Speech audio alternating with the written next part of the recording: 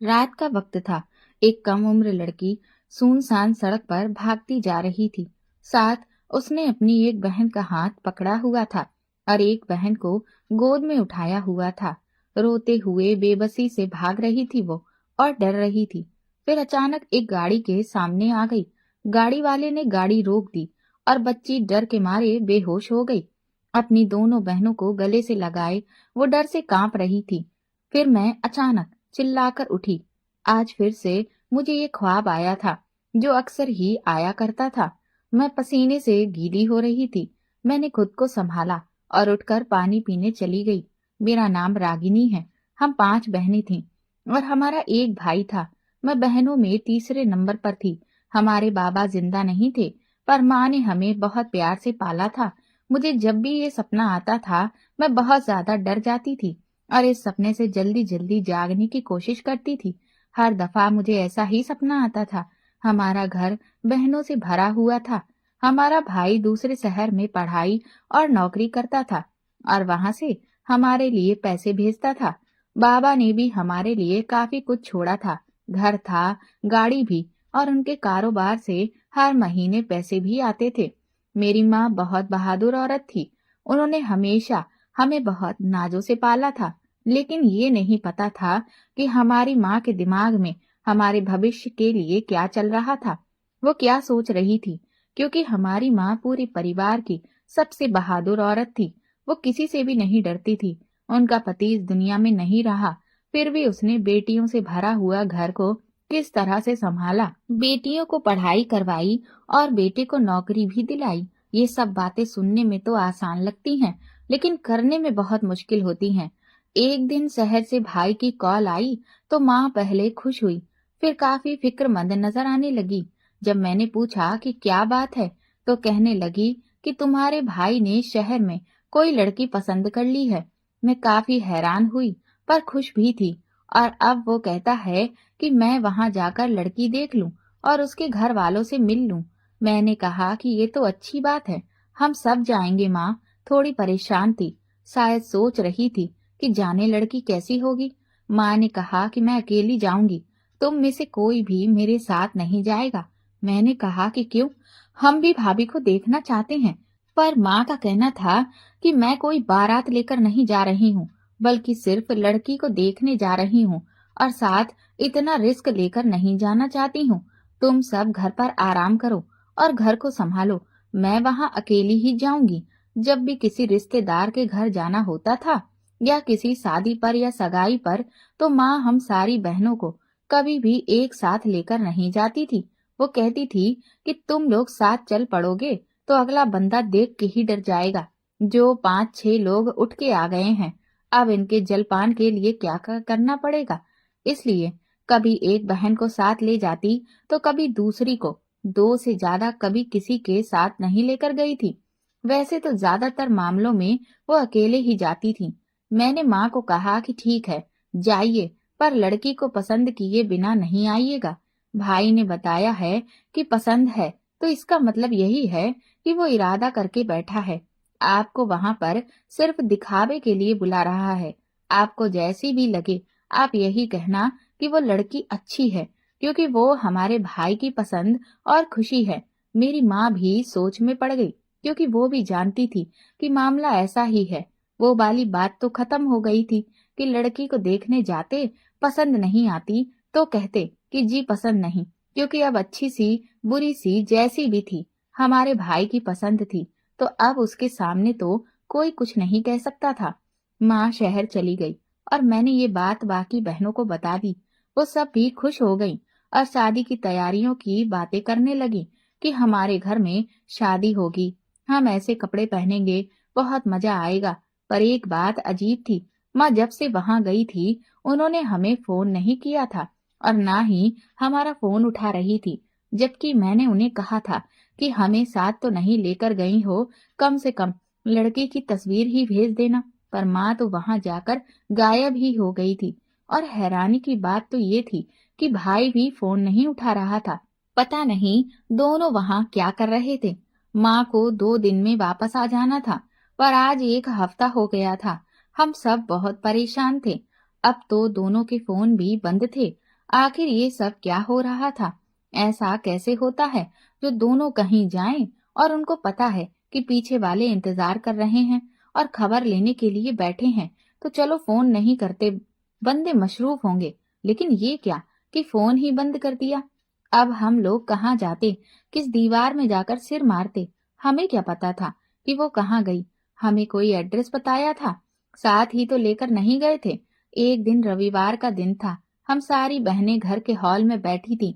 जब माँ घर में दाखिल हुई, उनको देखकर हम हैरान रह गए। और परेशान होने की भी बहुत बड़ी वजह थी। वो अपने साथ किसी को लाई थी, क्योंकि वो अकेली नहीं थी। उनके साथ भाई भी था और एक लड़की भी थी जिसने सिर ढका हुआ था। उसकी आंखें भी ठीक से नजर नहीं आ रही थी, पर महसूस हो रहा था कि कोई जवान लड़की है। इससे पहले कि हम कोई सवाल करते, माँ ने उसे भाई के कमरे में भेज दिया और भाई के कान में कुछ कहा। वो वहां से चला गया। जब माँ वापस आई तो नॉर्मल अंदाज में कहने लगी कि मैं इतनी दूर से आई हूँ, कोई पानी या शरबत का ही पूछ लो। मेरी छोटी बहन पानी लेने गई। माँ, ये सब क्या है? वो लड़की कौन है? कोई मेहमान है या कोई रिश्तेदार है? मैंने पूछा, जबकि माँ का उसे भाई के कमरे में भेजना कुछ अजीब था और हम सबसे मिलवाया भी नहीं। आखिर चल क्या रहा था? आप कहाँ थीं?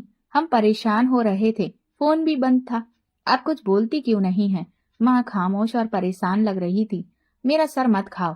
जब से आई हूँ तुम सब किसी मुसीबत की तरह मेरे सर पर सवार हो गए हो। हम सब हैरान रह गए।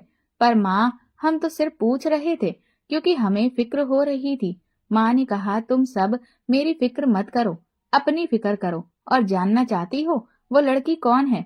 वो तुम्हारी भाभी है। और खबरदार, जो उसके कमरे की तरफ गई या उससे बात करने की कोशिश की तो मुझसे बुरा और कोई नहीं होगा, ये बात याद रखना।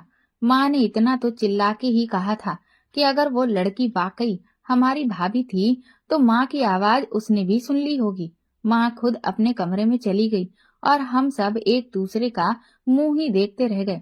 कहाँ सोचा था कि भाई की शादी होगी, एंजॉय करेंगे, और कहाँ माँ जो लड़की देखने गई थी भाभी को साथ ही ले आई और अब हमें पूरी बात भी नहीं बता रही थी। हमारे तो सपने टूटे थे। हमने तो कपड़े पहनने थे, चूड़ियां खरीदनी थी, एक जैसे कपड़े पहन के डांस करना था। एक ही तो भाई था, उसकी शादी पर खूब खुशियां मनानी थी। और हमारी माँ ने हमें अच्छी जिंदगी दी थी, लेकिन हमारी जिंदगी में एंटरटेनमेंट की कमी थी। हम अकेले कहीं जा भी नहीं सकते थे और ज्यादातर घर पर ही रहते थे। ऐसे में भाई की शादी तो एक बहुत बड़ा मौका था, लेकिन लगता है कि ये सब कुछ भी खत्म हो गया।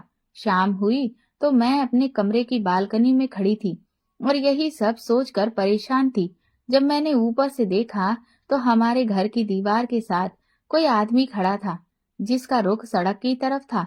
ना वो कहीं जा रहा था, ना किसी से बात कर रहा था, बस चुपचाप हाथ कमर पर बांधे खड़ा था। और उससे कुछ फासले पर उसकी गाड़ी भी खड़ी थी, जो काफी बड़ी और महंगी गाड़ी थी। पता नहीं वो कौन था, पर शायद वहां खड़े होकर किसी का इंतजार कर रहा था। खैर, अभी तो मैं खुद बहुत परेशान थी, माँ भी बहुत परेशान थी, पर कुछ बता नहीं रही थी। उन्होंने तो हमें भाई से भी इस मुद्दे पर बात करने से मना कर दिया था, बल्कि यहाँ तक भी कहा था कि इस घर में जो हो रहा है होने दो, तुम सब अपने काम से काम रखो और ज्यादा सवाल करने की कोई जरूरत नहीं है। मैं तो बहुत हैरान थी। हम सब बहनें बैठकर सोच रही थी, आखिर हुआ क्या होगा। किसी बहन का कहना था कि लगता है माँ को लड़की पसंद नहीं आई, लेकिन मजबूरी में साथ ले आई है, इसीलिए अब उसे इस घर में रखकर गैरों की तरह उस पर जुल्म करेगी। तो किसी बहन का कहना था कि लगता है बहुत ज्यादा संस्कार वाली है और किसी को अपनी शक्ल नहीं दिखाना चाहती। लेकिन मैंने उससे कहा कि अगर कोई घूंघट भी करती हो तो औरत से क्या मुंह छुपाना, वो तो हमारे सामने भी नहीं आ रही है। मेरे दिमाग में ये बात आ रही थी कि शायद भाई ने वहां पर पहले ही शादी कर ली थी और माँ गुस्से में उस लड़की को साथ तो ले आई है, लेकिन अब उन्हें खुद समझ नहीं आ रहा कि वो क्या करे, क्योंकि अभी तो मोहल्ले वाले मेहमानों ने और दोस्तों ने भी सवाल करने थे। हमारे रिश्तेदार नहीं थे, लेकिन कुछ दोस्त और मोहल्ले वाले थे जिनके साथ रिश्तेदारी से भी ज्यादा ताल्लुक था। उन लोगों को क्या जवाब देते। यूं तो भाई हमेशा दूसरे शहर में ही रहा था, वहीं पर पढ़ाई करता था, फिर वहीं काम भी करने लगा, लेकिन फिर भी हम सब बहनों को वो बहुत प्यार करता था। वो भी कुछ नहीं बता रहा था। माँ भी उसे बात करने से मना कर रही थी और खुद भी बहुत ज्यादा परेशान थी। हमारे घर में इंटरनेट कनेक्शन लगा हुआ था, लेकिन मैंने अपनी किसी दोस्त को कॉल करने के लिए जब फोन मिलाया तो फोन नहीं मिल रहा था। मैंने कहा ये क्या हो गया है, ये खराब हो गया। माँ ने कहा कि नहीं, मैंने इसका कनेक्शन खत्म करवा दिया है, अब जरूरत नहीं है। मैं हैरान थी कि अगर घर में इंटरनेट की जरूरत है तो उसे खत्म क्यों करवा दिया है। इसका लेना देना भी भाभी के साथ तो नहीं था। कहीं ये सब कुछ मेरी माँ ने तो नहीं करवा दिया था कि वो अपने किसी रिश्तेदार को फोन ना कर सके। क्या मेरी माँ का इरादा वाकई अपनी बहू को टॉर्चर करने का था। ये बात तो समझ से बाहर थी कि अचानक से फोन का कनेक्शन क्यों खत्म करवा दिया गया था। आजकल माँ हमें घर से कहीं बाहर भी नहीं जाने देती थी। हम सबकी पढ़ाई तो पूरी हो चुकी थी, लेकिन मेरी छोटी बहन के कुछ प्रैक्टिकल्स रहते हैं। उनका कहना था कि कोई जरूरत नहीं है जाने की। बहन का कहना था कि अगर मैं प्रैक्टिकल्स में फेल हो गई तो मैं पूरी तरह से फेल हो जाऊंगी। माँ का कहना था कि मेरी एक दोस्त है, उससे कहकर प्रैक्टिकल के नंबर लगवा दूंगी। बाहर जाने की कोई जरूरत नहीं है। हम पहले मोहल्ले में जाते थे, वहां पर भी हमें जाने नहीं दे रही थी। भाभी को इस घर में आए हुए 1 हफ्ता हो गया था। वो भी कमरे की कैदी बनकर बैठी थी। उन्हें भी किसी बात की परवाह नहीं थी, बाहर निकलने का भी शौक नहीं था, और भाई भी उस कमरे में नहीं जाते थे। लेकिन जहाँ पर इतनी सारी बातें अजीबो गरीब थीं, वहां पर ये बात भी अजीब थी कि हमारे घर में वैसे तो रूटीन में खाना बनता था। हम लोग सारी बहनें ही दाल सब्जी खाने की बहुत शौकीन थी, लेकिन आजकल घर में चिकन बन रहे थे, और वो भी सिर्फ भाभी के लिए, जो भाभी के कमरे में माँ खुद लेकर जाया करती थी। भाभी शायद सब्जी बिल्कुल भी नहीं खाती थी। एक तरफ हमें ये लगता था कि माँ भाभी पर हुक्म दराजी करेगी, लेकिन दूसरी तरफ ये भी समझ में नहीं आ रहा था कि माँ भाभी के इतने नाज नखरे क्यों उठा रही है। जो वो मांगती थी उन्हें वही देना होता था। माँ को हम पर भरोसा नहीं था कि हम लोग अच्छा खाना नहीं बनाते, इसीलिए वो भाभी के लिए खुद खाना और नाश्ता बनाती थी, और कभी कभी उनका मूड होता तो कुछ बाहर से भी मंगवा देती थी। एक दिन मैं और मेरी बहन माँ के पास चले गए और हम लोग तंग आ गए। हमने कहा इस घर में क्या हो रहा है, आप हमें कुछ बताएंगी या नहीं। ये लड़की कौन है जो अचानक से हमारे घर में आ गई है और अब एक कमरे में रह रही है। आप कहती हैं कि वो हमारे भाई की पत्नी है, लेकिन हमें उसकी शक्ल तक नहीं देखने देती। आपने भाई की शादी कैसे करवा दी और हमें क्यों नहीं बताया। वहां जाकर अपने फोन भी बंद कर लिए। आखिर ये सब कुछ क्या हो रहा है। माँ को भी पता था कि उन्हें हमारे सवालों के जवाब देने पड़ेंगे। उन्होंने कहा तेरा भाई पहले ही उस लड़की से शादी करके बैठा था और मुझे सिर्फ झूठ बोल के बुलाया था। उस लड़की के घर वालों के साथ भी कोई प्रॉब्लम चल रही थी। अब वो उसको जान से मारना चाहते हैं और उन्हें नहीं पता कि हम उसको कहाँ ले आए हैं। इसीलिए ये बाहर नहीं जा सकती और किसी को अपनी शक्ल नहीं दिखा सकती। ये उसके लिए बेहतर है। लेकिन मुझे माँ की बात बहुत अजीब लगी। मैंने कहा किसी को शक्ल नहीं दिखाने वाली बात तो समझ में आ गई, लेकिन हमें तो शक्ल दिखा सकती है। हमारे घर में आई है और अगर इतनी बड़ी मुश्किल में है तो हम उसका साथ देंगे। अब वो हमारे घर की सदस्य है, लेकिन आप तो उसे इस तरह से छुपा छुपा के रख रही हैं जैसे हम ही उसके दुश्मन हैं। और ये क्या, घर में आपने कर्फ्यू भी लगवा दिया है, फोन कटवा दिया है और हमें कहीं बाहर जाने नहीं दे रही हैं। माँ का कहना था इन्हीं लोगों की वजह से बाहर नहीं जाने दे रही। क्या पता वो बदला लेने के लिए तुम में से किसी को अगवा कर लें। ये बात मुझे ठीक लग रही थी। आजकल लोग कुछ भी कर सकते थे, शायद इसीलिए माँ परेशान भी थी। लेकिन मैंने उन्हें कहा हमारी भाभी है, हमको उनसे मिलने तो दे। माँ का कहना था तुम लोग फिक्र मत करो, मैं तुम लोगों को उससे जरूर मिलवाऊंगी। तुम परेशान हो और तुम्हारा भाई भी बहुत परेशान है। वो उस लड़की से बहुत मोहब्बत करता है, लेकिन काफी सारी प्रॉब्लम्स चल रही हैं। हमें एक एक कदम बहुत सोच समझ कर उठाना होगा, वरना वो बहुत बड़ी परेशानी बन जाएगी। आजकल पसंद की शादी के मामले में लोग किस हद तक चले जाते हैं और बदला लेने के लिए क्या कुछ नहीं करते। इसीलिए बस यूं समझो कि तुम्हारे भाई ने अपने साथ हमें भी एक मुसीबत में डाल दिया है, लेकिन इस मुसीबत में उसको अकेला नहीं छोड़ना, क्योंकि वो हमारा अपना है। माँ ने इधर उधर की बातें जोड़कर हमें तसल्ली करा दी थी और हम भी टेंशन फ्री हो गए। लेकिन माँ खुद आजकल बहुत परेशान थी। एक दिन तो वो चक्कर खाकर गिर गई। डॉक्टर को बुलाया तो उसने कहा कि उनका ब्लड प्रेशर बहुत हाई हो चुका है, उन्हें कोई टेंशन है। मैंने माँ से कहा, इतनी भी टेंशन लेने की क्या जरूरत है, अपनी तबीयत क्यों खराब कर रही हो। माँ रातों को सो नहीं पाती थी, उठ उठ कर रोती भी रहती थी। घर के माहौल से हम लोग बहुत तंग आ गए थे। ऐसा लगता था कि जैसे किसी ने हमें नजर बंद कर दिया हो। कहीं जा नहीं सकते थे, किसी को फोन नहीं कर सकते थे। एक दिन बालकनी में खड़े होकर मैं और मेरी बड़ी बहन चाय पी रहे थे, जब मैंने फिर से उस आदमी को देखा जो हमारे घर के बाहर खड़ा था। मैंने अपनी बहन को बताया कि मैंने इसे पहले भी देखा था। मेरी बहन का कहना था कि पहले तो शायद इत्तेफाक से खड़ा होगा, शायद किसी का इंतजार कर रहा था, लेकिन आज यहाँ पर क्यों खड़ा है। मैंने कहा, देखो उसके पास कितनी बड़ी गाड़ी है, पर यहाँ इस तरह खड़ा है जैसे कोई चौकीदारी कर रहा हो। वो बिल्कुल हमारे घर की दीवार के साथ ही खड़ा था, बल्कि उसी जगह पर था कि अगर कोई बाहर निकलता तो उसको फौरन देख सकता था। मेरी बड़ी बहन ने कहा, भाई को जाकर बताते हैं, वो जाकर इससे बात करेगा। इसका क्या काम है हमारे घर के आगे खड़े होने का। हमारा तो वाईफाई भी बंद हुआ है। वैसे भी इस आदमी को देखकर ऐसा नहीं लगता था कि वो किसी का वाईफाई लेने के लिए वहां खड़ा होगा। मैंने कहा, नहीं, भाई को नहीं बताना, नहीं तो कोई झगड़ा ना हो जाए। पहले देखते हैं कि ये क्या करता है। हम ये देखकर हैरान रह गए कि वो सारी रात वहां पर मौजूद रहता था। रात होती तो गाड़ी के अंदर सो जाता था, नहीं तो इधर उधर फिरता रहता था या फिर खड़ा हो जाता और बार बार किसी से फोन पर बात भी करता था। इस घर में क्या हो रहा था मैंने अपनी बहन को कह दिया। लगता है भाभी कुछ ज्यादा ही चालाक है और माँ को बेवकूफ बना रही है। हमें इससे बात करनी चाहिए। माँ से कह देते हैं कि हमें कमरे में जाना है। वो हमसे बात क्यों नहीं करना चाहती।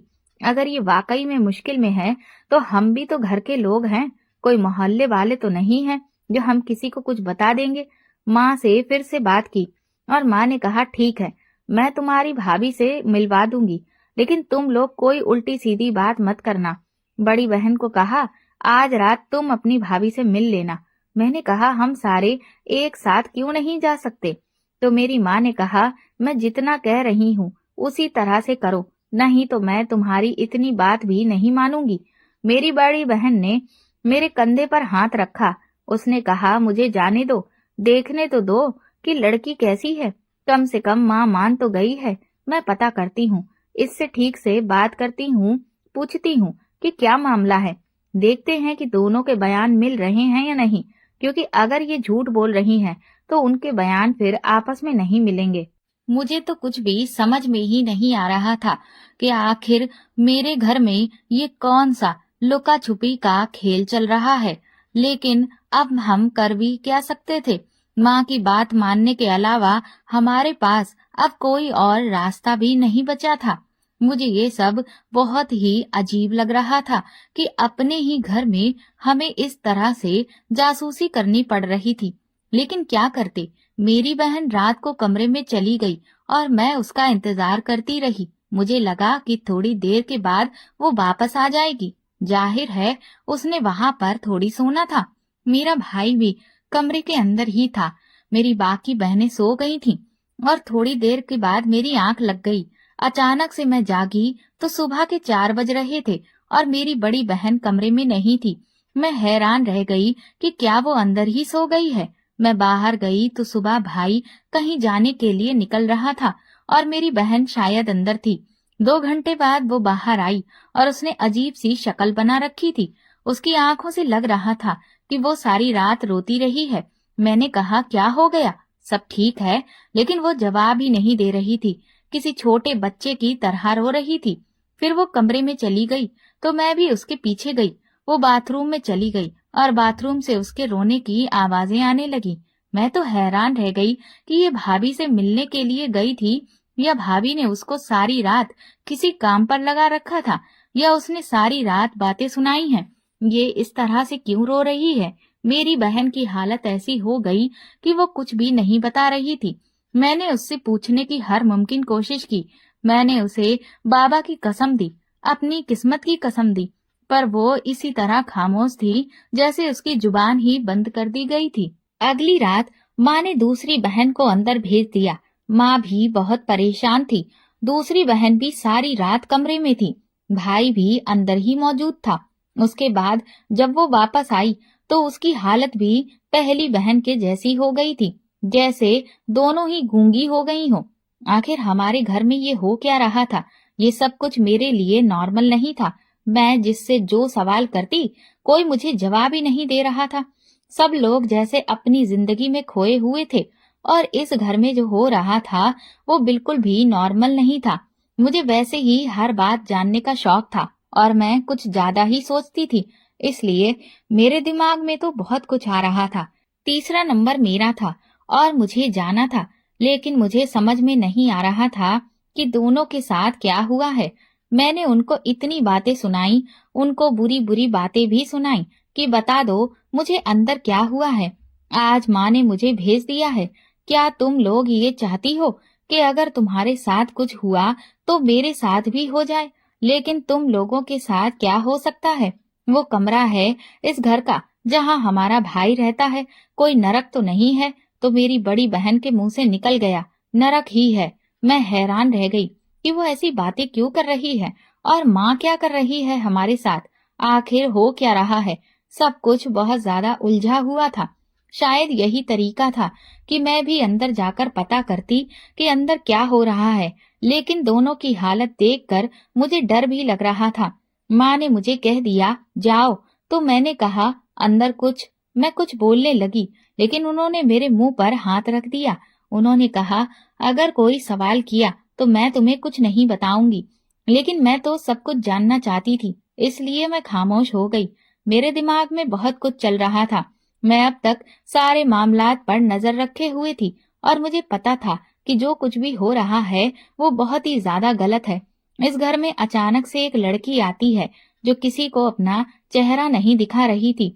मेरी माँ का परेशान चेहरा और बार बार टेंशन से बीमार होना, मेरा भाई बेबसी लोगों की तरह फिर रहा था और मेरी दो बहनें जो इस कमरे में रात गुजार कर आई थीं और अब उनकी हालत ऐसी थी जैसे उनके साथ कोई बहुत बड़ा जुल्म हो गया है।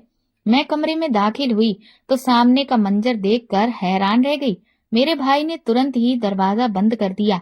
मेरी भाभी भी वहां मौजूद थी, जो देखने में काफी खूबसूरत और किसी बड़े घर की लगती थी। लेकिन उसके बाद जो वहां पे हुआ उसकी मुझे बिल्कुल भी उम्मीद नहीं थी। इस कमरे में एक और शख्स भी मौजूद था जिसे मैंने आज से पहले कभी नहीं देखा था। उसे एक साइड पर बिठा दिया गया। थोड़ी देर के बाद वहां पर एक आदमी आया जो कपड़ों से ठीक लग रहा था। उसके हाथ में एक फाइल भी थी। उसने कहा कि शादी की रस्म शुरू करते हैं। मैं हैरान रह गई और मेरे कदमों तले से जमीन निकल गई।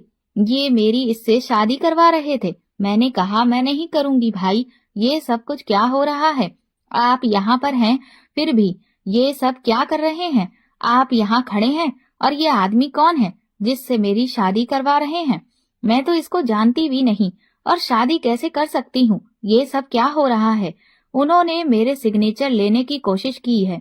शादी कोर्ट मैरिज की तरह हो रही थी, लेकिन उस आदमी के हाथ में सिंदूर और मंगलसूत्र भी था जो जबरदस्ती मुझे लगवा दिया जाना था। इस आदमी ने कहा चुपचाप बैठी रहो, नहीं तो तुम्हारे भाई को भी जान से मार देंगे और तुम्हारी माँ को भी। मुझे मामला समझ नहीं आ रहा था। मैं इस आदमी के साथ जाकर बैठ गई और शादी की तैयारियां होने लगी। मेरी हालत भी कुछ अजीब सी हो रही थी। ये कौन था जिसके साथ मेरा रिश्ता करवाया जा रहा था और ये औरत इस बात पर इतना मुस्कुरा क्यों रही थी? मैंने अपनी एक दोस्त को पहले ही कह रखा था कि मैं तुम्हें सिर्फ मैसेज में मदद लिख के भेजूंगी और तुम तुरंत मेरे घर आ जाना। उसका भाई पुलिस में था। उसने कंप्लीट पेपर दिए थे और अभी ड्यूटी पर आया था। मैं कोई इतनी भी पागल नहीं थी कि तैयारी किए बिना इस कमरे में आती, जबकि इतना कुछ मैं देख चुकी थी। हेल्प का मैसेज मैंने पहले ही टाइप किया हुआ था, जिसे मैंने सेंड कर दिया। थोड़ी देर के बाद पुलिस की गाड़ी की आवाज आई तो वो लोग भी हैरान रह गए और पुलिस अंदर आ गई। उन्होंने आकर मुझसे पूछा कि क्या प्रॉब्लम है। मैंने कहा कि इन दोनों को पकड़ लो, यहाँ पर जबरदस्ती मेरा रिश्ता करवाया जा रहा है और हमें इस घर में कैद करके रखा है। ये लोग जबरदस्ती मेरी शादी करवा रहे हैं, ऐसा कैसे हो सकता है। मैंने जब ये सब कुछ कर लिया तो मैं बहुत खुश थी कि मैंने बहुत अच्छा किया, क्योंकि अगर मेरी बाकी बहनों के साथ भी यही हुआ था तो मैं अपने साथ ये कैसे होने दे सकती थी। मैंने बताया कि बाहर भी एक आदमी खड़ा है जो हमारे घर पर नजर रखता है। हमारे घर का वाईफाई और टेलीफोन बंद हो चुका है, हमें किसी ने नजर बंद किया है। मामला फिर बिगड़ गया। मेरे भाई के चेहरे के जज्बात भी अचानक से बदल गए। वो थोड़ा सा अलर्ट हो गया, लेकिन अभी भी काफी परेशान था। मेरी माँ भी परेशान थी। वो मुझसे कह रही थी कि ये तूने क्या कर दिया, अब हमारे साथ बहुत बुरा होगा। वो लड़की जो मेरे भाई की पत्नी बनी बैठी थी और जिस शख्स के साथ मेरी शादी करवा रहे थे, वो दोनों आपस में भाई बहन थे। इन दोनों को पकड़ लिया गया था और अब पूछताछ का सिलसिला जारी था और पुलिस ने उनको हाथ तक न लगाया था, क्योंकि वो किसी बहुत ही अमीर आदमी की औलादे थी। मेरी माँ ही थी जो सब कुछ अब बता सकती थी, क्योंकि उसे ही सब कुछ पता था और वही इस औरत को इस घर में लेकर आई थी। मेरी माँ का कहना था कि मैं एक बहुत बड़े परिवार की बहू थी, लेकिन मेरा कसूर सिर्फ ये था कि मैंने पसंद की शादी की थी और मैंने सिर्फ बेटियां ही पैदा की थी। जब मेरी पांचवी बेटी पैदा हुई तो इन लोगों ने मुझे घर से निकाल दिया, और ना सिर्फ इतना बल्कि वो मुझे और मेरी बेटियों को जान से मारना चाहते थे। दोनों बेटियां मेरे पास थीं और तीन को मैंने घर से भाग जाने को कहा। यानी कि जो ख्वाब मुझे हर रात आया करता था वो ख्वाब नहीं था, वो मेरे बचपन की एक याद थी, जब मैं अपनी बहनों को उठाए जान बचाने के लिए भाग रही थी, क्योंकि आधी रात को ही हमारे ऊपर हमला हो गया था। मेरे बाबा इस दुनिया से चले गए थे और जिस गाड़ी वाले से मैं टकराई थी वो एक बहुत ज्यादा अमीर आदमी था, जिसे मैं अपना बाप समझती आई थी। वो हमें घर ले आया, उसने हमें बचाया, मेरी माँ से शादी की और मेरा भाई उसी से पैदा हुआ था। लेकिन वो बहुत ही ज्यादा बीमार इंसान था, क्योंकि उसे कैंसर था। वो भी किसी औरत से शादी करना चाहता था ताकि उसकी जायदाद जरूरतमंद लोगों के पास चली जाए। उसने मेरी माँ से शादी कर ली और हम उसके वारिस बन गए। वो खुद इस दुनिया से चला गया और उसकी सारी दौलत हमारे हवाले हो गई। लेकिन मेरे भाई को टारगेट किया गया और हमारे दुश्मनों की बेटी ने मेरे भाई के साथ मोहब्बत का खेल रचाया और शादी कर ली और इस घर में आ गई। लेकिन जब शादी कर ली तो उसने बताया कि वो तो दुश्मन की बेटी है, और उसके बाद उसने अपने रिश्तेदारों के साथ मिलकर हम सबको इस घर में नजर बंद कर दिया। वो जो आदमी बाहर खड़ा था वो इस लड़की का बॉडीगार्ड था और ये बदला लेने के लिए हम सबकी शादी अपने परिवार में करवाना चाहती थी। जिनसे हमारी शादी हो रही थी वो हमारे परिवार से जरूर थे, लेकिन वो हमें कभी भी खुश नहीं रखते, बल्कि हमें जलील करते थे, क्योंकि मेरी माँ की सास का कहना था कि इस औरत ने मेरे बेटे को बहकाया था, उसे अपने साथ ले गई थी और फिर वो इस दुनिया से चला गया। मैं इसे कभी भी सुकून नहीं लेने दूंगी। हम लोग उनकी नजरों में तब आए जब हम लोग जवान हो चुके थे, और अब ये दोबारा से हमसे बदला लेने के लिए हमें फिर से उसी हवेली में ले जाना चाहते थे जो एक नर्क थी। अगर हम चले जाते तो हमें बहुत ज्यादा तकलीफ का सामना करना पड़ता और ये लोग हम पर जुल्म करते। मेरी दो बहनें इस कमरे में आई थीं, उनके साथ भी जबरदस्ती शादी की गई थी। सब कुछ पता चल गया। एक वकील साहब को भी बुला लिया गया। उन्होंने कहा कि जबरदस्ती शादी हुई है और दुश्मन के साथ कौन शादी करता है। हम आसानी से आपकी बहनों की जान छुड़ा सकते हैं। उन्होंने लड़कों पर दबाव डाला और उन्होंने मेरी बहनों को तलाक देके अपने रिश्ते से आजाद कर दिया। उसके बाद मेरे भाई ने भी इस लड़की को तलाक दे दिया। वो बहुत ही अमीर लोग थे, पहुंच वाले लोग थे। पुलिस भी उनके खिलाफ कुछ नहीं कर सकती थी, लेकिन हमारी किस्मत अच्छी थी कि मेरी दोस्त जिस पुलिस वाले को घर लेकर आई वो कोई आम पुलिस वाला नहीं था, बल्कि कमिश्नर था। उन्होंने न जाने किस तरह की धमकियां दी थी कि तुम्हारी बहनों को अगवा कर लेंगे, हम जान से मार डालेंगे, हम तुम लोगों को जिंदा नहीं छोड़ेंगे और ना जाने क्या क्या। ये काफी साल पुरानी नफरत थी जो अभी तक खत्म नहीं हो रही थी। लेकिन अब ये लोग कुछ भी नहीं कर सकते थे। ये एक बहुत बड़ी साजिश थी जिसके प्लान को बाकायदा तस्वीर दी गई थी और हमें पता भी नहीं था। वो लोग भी हमें अजीब नजरों से देख रहे थे, जैसे पलट कर वार जरूर करेंगे। लेकिन पुलिस ने फिलहाल तो उन्हें रोक दिया और हमें ये मशवरा दिया कि हम यहाँ से सब कुछ बेचकर चले जाएं, क्योंकि इस तरह के लोगों के बहुत ऊंचे ताल्लुकात होते हैं और कभी कभी ऐसा भी होता है कि वो अपने काम में कामयाब हो जाते हैं और उसके बाद पता चलता है आप सबकी किस्मत अच्छी थी तो जो वक्त पर आपने हमसे राबता किया, और मैं भी ऐसा इंसान था जो उनसे डरता नहीं हूँ। लेकिन वाकई इन लोगों के बहुत नेटवर्क हैं, इसलिए आप ये घर छोड़ के यहाँ से कहीं चले जाएं। हमने ऐसा ही किया, हमने घर बेच दिया और दूसरे शहर में शिफ्ट हो गए। अजीब बात है, अभी भी डर लगा रहता था कि कहीं कुछ हो न जाए। कुछ साल गुजर गए हैं और सब कुछ बिल्कुल ठीक है। मेरी 2 बहनों की शादी हो गई है। मेरी माँ ने ऐसे रास्ते तलाश किए हैं कि वो मेरी बहनों से शादी करके वो लोग उन्हें अपने साथ बाहर के मुल्क ले गए हैं। मेरी माँ कहती है कि मैंने अपनी बेटियों के रिश्ते ऐसी जगह ही करने हैं जहाँ पर लड़के उनसे शादी करें और फिर उन्हें अपने साथ बाहर के मुल्क ले जाएं। सिर्फ इस तरह ही मेरे दिल को सुकून आएगा, क्योंकि ये लोग वहाँ पर महफूज रहेंगे। मेरी शादी भी होने वाली है और मेरा रिश्ता भी जिस घर से आया है वो लड़का दुबई में होता है। उसने कहा कि शादी के 2 हफ्ते बाद ही वो मुझे अपने साथ ले जाएगा। हमें इस नफरत से न जाने कब तक भागना पड़ेगा, लेकिन भगवान का शुक्र है कि हम अभी तक बिल्कुल ठीक हैं और भगवान ने चाहा तो आने वाला वक्त भी ठीक ही रहेगा। आखिर मैं यही कहना चाहूंगी कि जैसे कभी कभी किसी की बेहिसियात मोहब्बत देखकर हम लोग हैरान रह जाते हैं कि क्या कोई किसी से इतनी मोहब्बत कर सकता है, उसी तरह कभी कभी नफरत भी हमें हैरान कर देती है कि क्या कोई किसी से इतनी नफरत कर सकता है।